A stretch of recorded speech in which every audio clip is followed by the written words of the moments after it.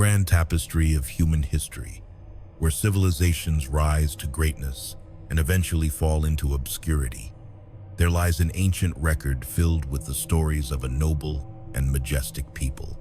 These accounts speak of power, resilience, and beauty, echoing across generations. As the golden sun dips below the horizon of Africa's vast and endless savannas, whispers of the past come alive, painting vivid portraits of mighty kings and radiant queens whose dark, rich skin reflected the strength of their heritage.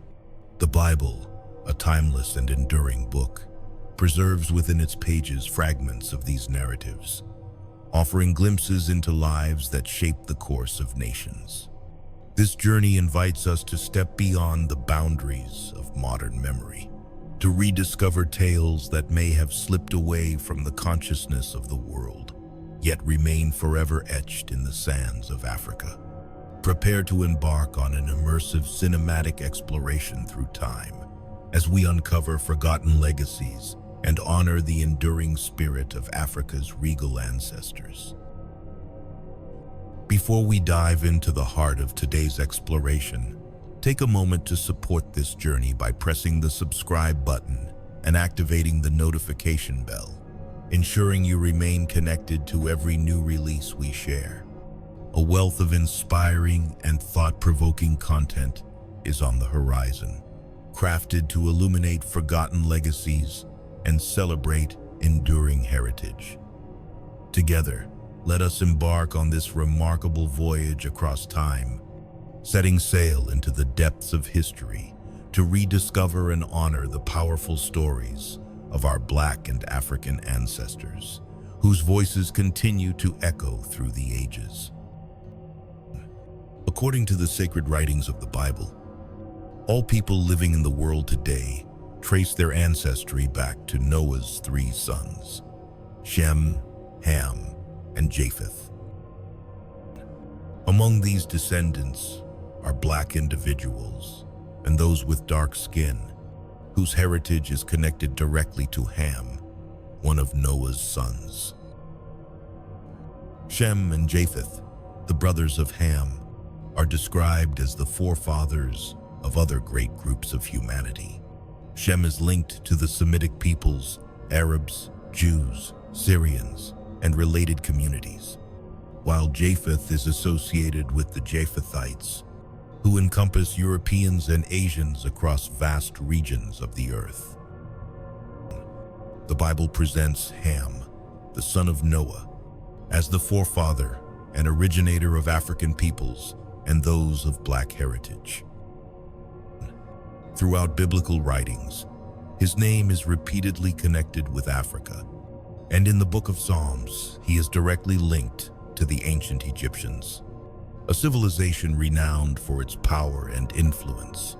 Without ancient Jewish traditions, along with other cultural accounts, also affirm that African ancestry can be traced back to Ham, further reinforcing his role as a central figure in the lineage of Black communities.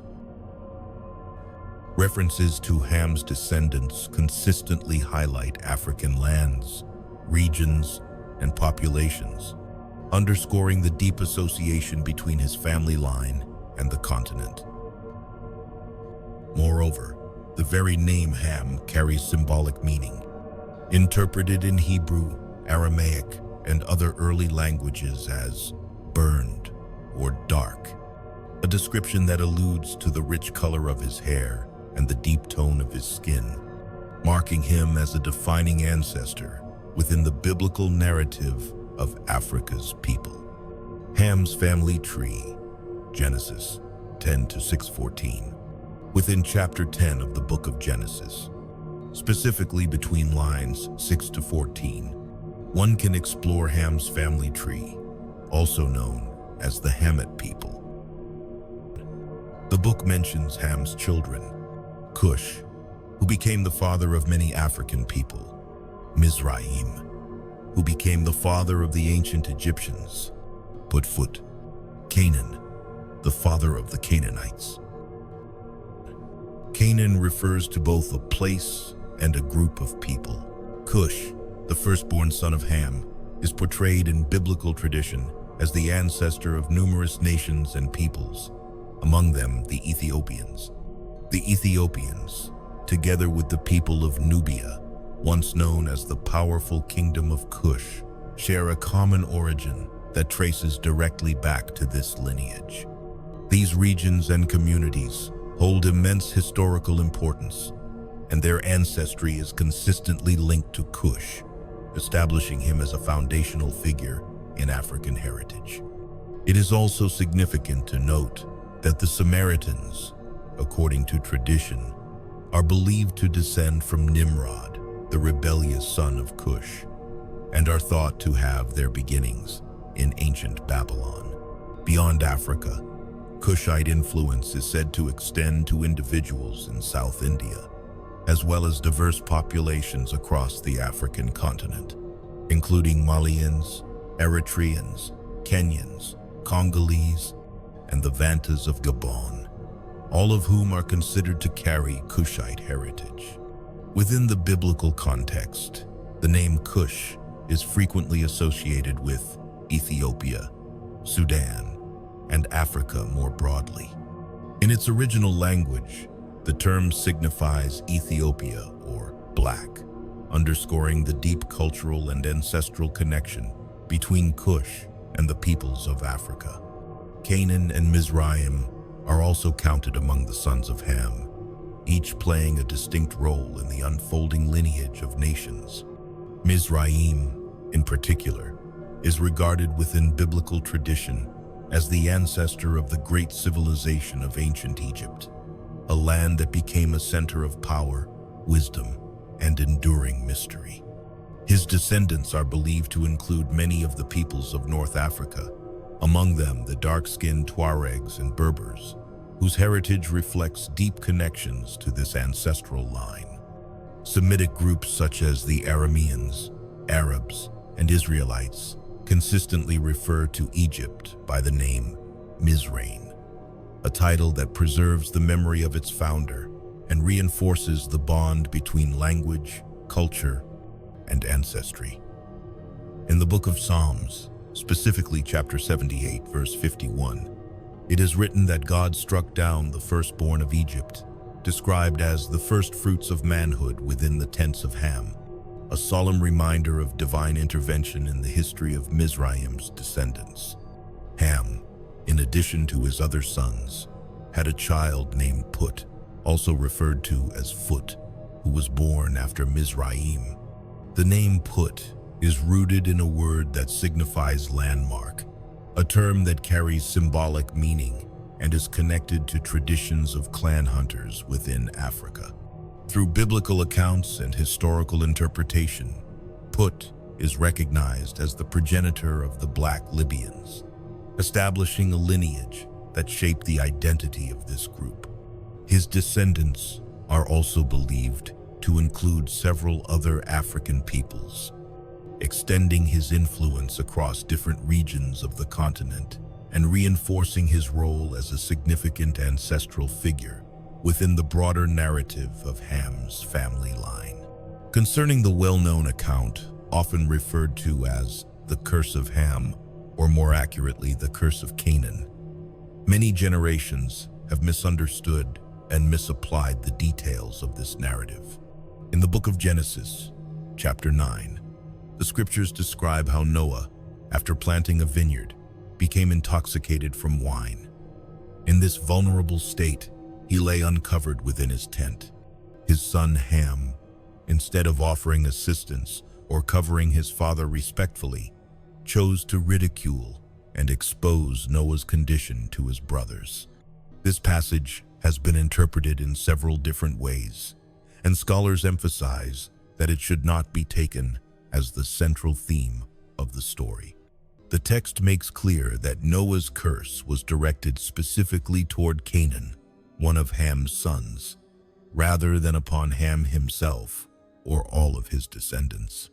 Though Noah's response may appear severe, within the cultural and religious context of that era, dishonoring one's father was considered a grave offense, nearly equivalent to violating a sacred duty. It is also important to note that Noah's drunkenness was not portrayed as deliberate wrongdoing. Having discovered the process of fermenting grapes into wine for the very first time, he unintentionally became intoxicated. Because his actions were accidental, God did not punish him. Instead, the focus of the passage rests on the seriousness of Ham's disrespect and the subsequent curse pronounced upon Canaan, which has often been misinterpreted throughout history. It is essential to recognize that Ham and his three other children, Cush, Mizraim, and Put, are all believed to be the progenitors of various African and Black populations.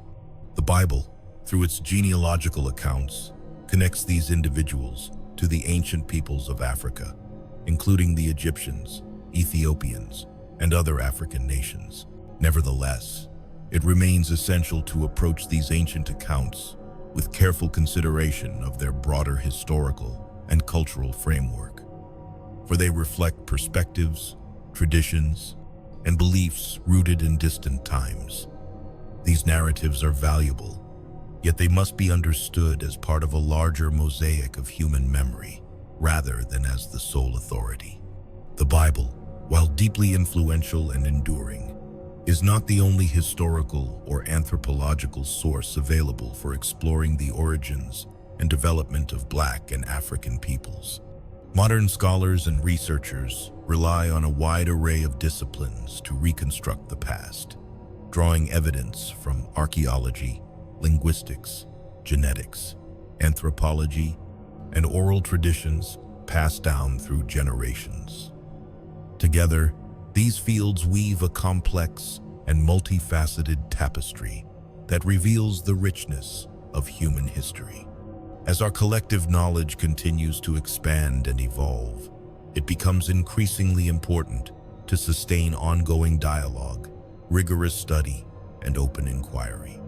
Only through such efforts can we achieve a deeper and more nuanced understanding of the beginnings, migrations, and cultural achievements of African and Black communities, honoring their place within the grand narrative of humanity. It must be strongly emphasized that reading the Bible in a way that implies African peoples were cursed is a serious error and a distortion of the text. Such an interpretation has been used historically to justify harmful ideas, yet it does not align with the actual biblical account. The scriptures make it clear that the curse was directed specifically toward Canaan, the grandson of Ham, and not upon Ham himself or upon all of his descendants.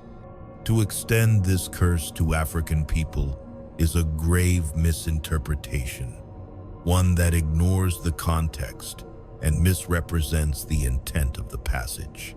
Ham, remembered as the ancestor of many peoples in Africa and South India, was born before the Great Flood and lived an extraordinarily long life compared to most individuals of later generations.